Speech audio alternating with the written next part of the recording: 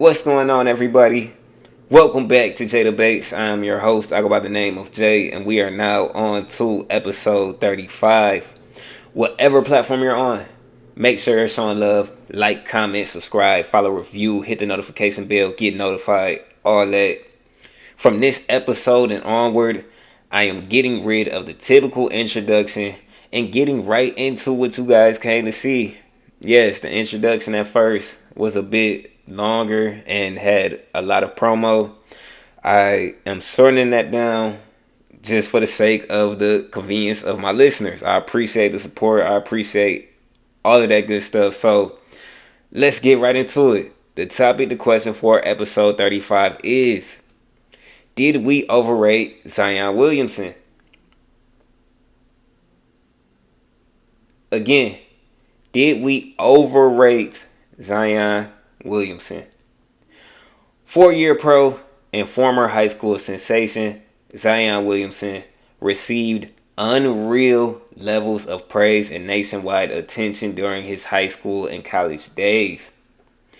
Even at age 16, he was already being labeled as the next LeBron.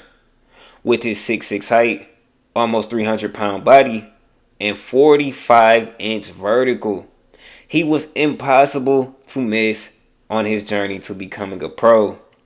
Everything from high-flying dunks, poster dunks, and just easy buckets on bullying players that were like kids to him back in high school and like kids to him even in college. Once he got to the league, though, despite averaging at least 22 points and 6 rebounds every season, for some reason his name isn't ringing the bells that most of us thought it would. Has Zion failed to perform at the NBA level we expected him to? Or is the fact that he's played 30 plus games in just 2 of his 4 professional seasons overshadowing his success and the reason he's no longer seen as the future face of the league? Let's find out. In regard to the reasons we did overrate Zion, the fact that he averaged 23 points a night in his 4th year as a pro is pretty underwhelming considering his high school and college hype. Injuries were not a factor in his most recent season either, seeing he hit the 70 mark for games played, his highest thus far in his young career. For comparison, the guy he was so commonly compared to before entering the league, LeBron James, averaged 27 points in his 4th year and already had a 30-point per game season under his belt. While the average point difference between year 4 LeBron and year 4 Zion may not seem too crazy, keep in mind that when LeBron was in his 4th year, a completely different game of basketball was being played. The game's pace was much slower and the scoring was much lower. For context, only 22 players averaged at least 20 points per game in LeBron's 4th year in the league using rounding, while 53 players did so in Zion's 4th year. LeBron was 4th in scoring, while Zion finished last season 28th. Moving aside from just comparing Zion to LeBron, I'm pretty sure we expected Zion to be a top 5 point per game scorer by now, let alone top 10.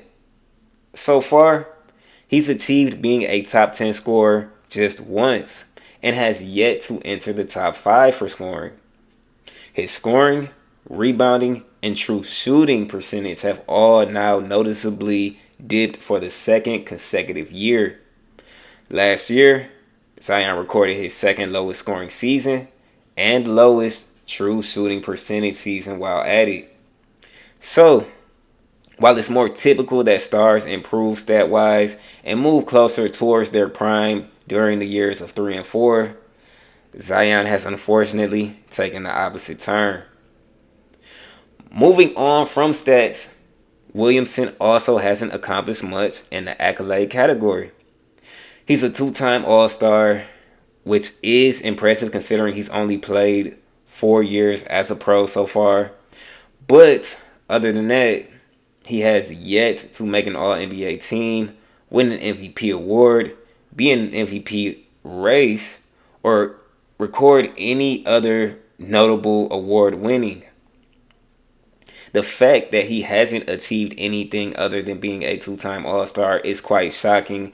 And I must say, I expected him to make an All-NBA team by now.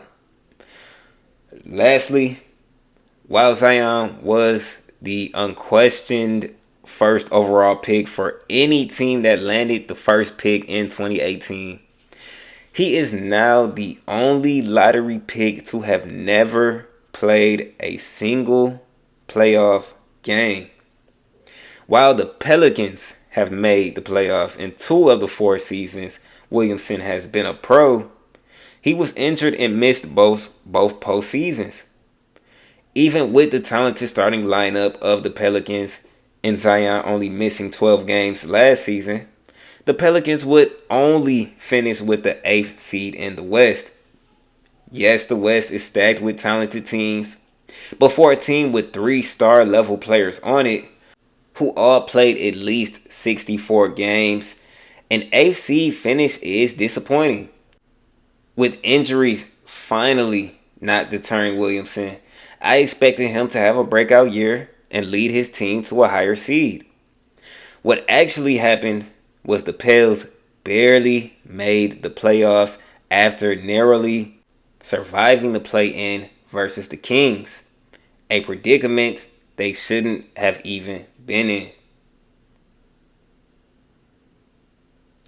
On to the reasons we did not overrate Williamson. The man is still averaging 23 points, 6 rebounds, and 5 assists on 61% true shooting. Though I said earlier that Zion recorded his second lowest scoring average and lowest true shooting percentage, clearly his numbers are still great, and that's not even debatable. Considering he suffered a foot fracture, torn meniscus, and multiple hamstring injuries, Zion is still extremely productive. For his entire career, he's been a rather efficient scorer, solid rebounder, and surprisingly decent three-point shooter. Williamson shot 43% from 3 his rookie year, though he attempted 14 threes as a rookie, which is a very small number of threes to be attempting throughout a season. Him being able to even shoot that efficiently on 14 attempts was not a trait that most of us expected he'd possess in the NBA, especially considering the NBA 3 is further than both the college and high school 3. Zion also shot 37% from 3 on 5 more attempts in the 22-23 season. The most notable improvement in Williamson's game, however, comes in the passing area.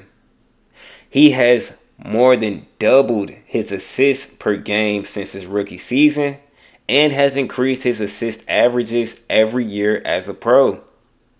Not to mention, Williamson has been teammates with both CJ McCollum and Brandon Ingram for a few seasons, and what they bring to the table offensively may motivate Zion to take his foot off the gas in terms of being an aggressive scorer and become more of a playmaker. The numbers will certainly back this theory up. Though Williamson is just a 2-time All-Star, the biggest reason behind this is less about talent and more about health. Looking deeper into his All-Star history even, he's actually only played in 1 All-Star game despite making 2 All-Star teams. Hell, he was even injured for one of his 2 All-Star selections. Though he has never made an All-NBA team, his 1920 season averages of 27 points, 7 rebounds, and 4 assists on 70% true shooting are definitely All-NBA worthy numbers. With that stat line, Williamson could have made it all the way to the All-NBA second team that season, but he was snubbed, potentially due to his team's record as the Pelicans finished 13th in the West in the 1920 season. So, The talent, production, and efficiency is there. The thing that hasn't been there nearly enough for Zion is his health. Lastly, while he never played in the playoffs, he did play an essential part in helping his team get to both appearances they've had since Zion has become a pro. The most impressive effort coming at the end of last season during the play-in. In a winner-go-home game versus the Kings, Zion basically said, "Give me the ball, everybody, and everybody get the hell out the way." Zion dropped 40 points and grabbed 11 boards to go along with 5 assists, 1 steal, and 1 block on 64.6% true shooting. Though Williamson's injury in this game will prevent him from playing in the 2024 playoffs, his effort is what got the Pelicans there in the first place. And he displayed what he's capable of doing when playing on a bigger stage. Now, in the case of whether or not we overrated Zion Williamson prior to him joining the league, I must say we did. This by no means Zion is trash or a bust or any of that nonsense, but he isn't exactly where we expected he'd be. Williamson obviously has the potential to be there, but him constantly getting hurt has more than derailed his career so far. I do believe if he stayed healthy, or relatively healthy even, throughout his young career, he would have made a couple All-NBA teams by now, had a 30-point per game season by now, and be a top 5 player in the league right now. The man treats grown men like kids and bullies them without even trying. And he has the athleticism that somebody of his weight should only have on NBA 2K. Viewing his last game of the season in the play-in, I'd like to see more of that aggression in this upcoming season. If Zion says, "I don't give a damn who's guarding me, I'm getting mine, and no one can stop me," who's going to stop him? That 40, 11, and 5 stat line looked way too easy to accomplish for him that night. He is the number one option. He is the player the team should play through and set up. After coming off a healthy season and claiming that his play-in hamstring injury isn't as bad as his previous one, Zion can have a big season this upcoming year. The type of season that I expected he'd have last year. But the fact of the matter is that he hasn't accomplished as much as most of us thought he would, neither stat nor accolade wise. Like I said, he hasn't even been able to play a single playoff game yet. And for that reason, we did overrate Zion. So there you have it. The verdict is in. I thank you for listening till the very end. Like, comment, subscribe. I don't care what platform you're on. Check out jadabase.com for clothing and merch. Make sure you're being notified. Hit the notification bell and stay tuned for more episodes. This is Jada Bates, and I'm out.